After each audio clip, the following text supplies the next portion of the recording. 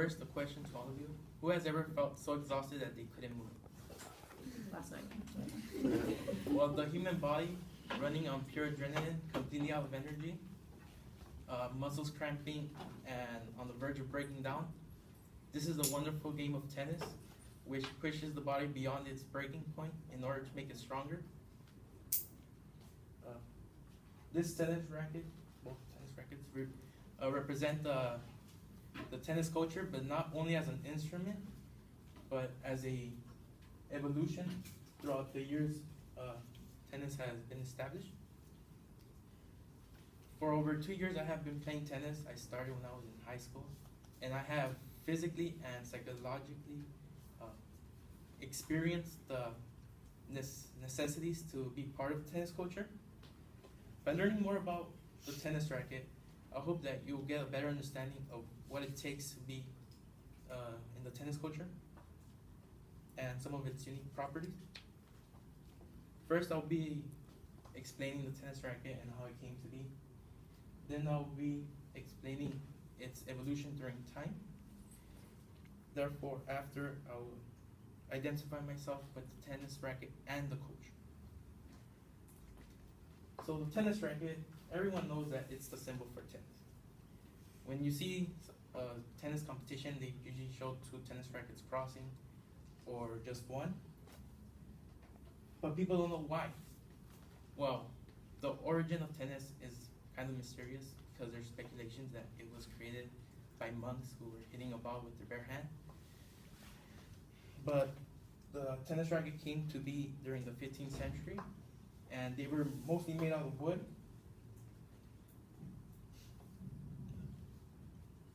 Oh yeah, they were made out of wood, and the strings were made of caca. Nothing to do with a cat, but it was cattle. They got a small piece from the small intestine called the golden thread, and they strung the racket with them. It's really expensive today, so mostly professionals use it. Tennis is an awesome culture because not only professionals could play, but also recreational players from aging from 2-year-olds to 68-year-olds or more.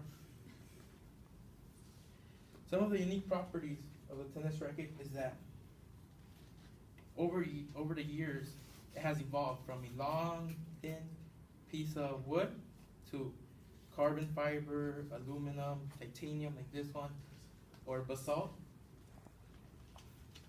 With new generations entering into tennis culture, there's new forms being developed, which was either, the first form was to hit over your shoulder, second form was to hit in your waist level, and now it's over your head.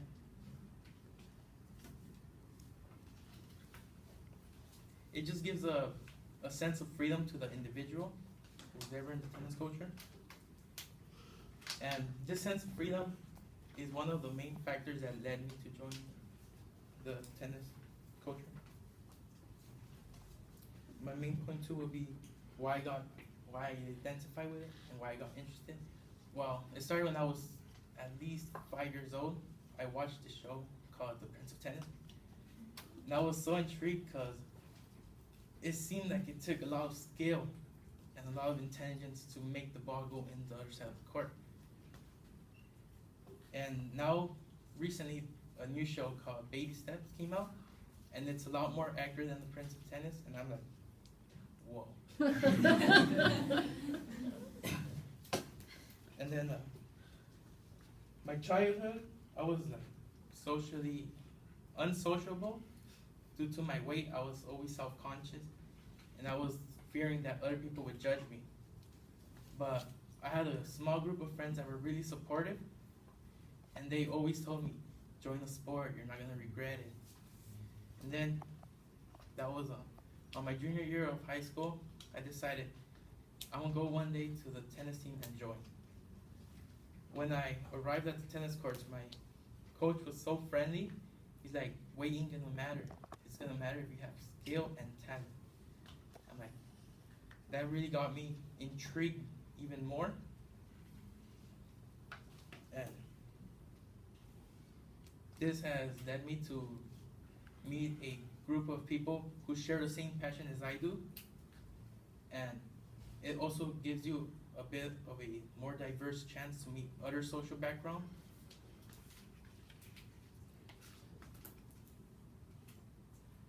So, joining tennis culture will give you a better sense of other people's backgrounds and also give you a better grip on the tennis culture and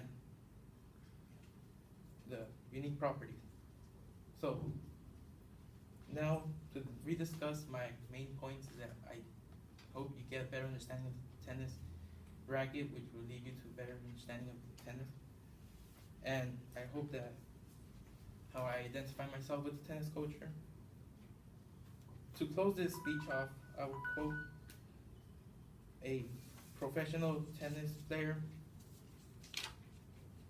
who won 17 women Grand Slam titles, Ms. Billie Jean King, by quoting her, "It's fun to meet people from throughout the world who you don't have to explain yourself to."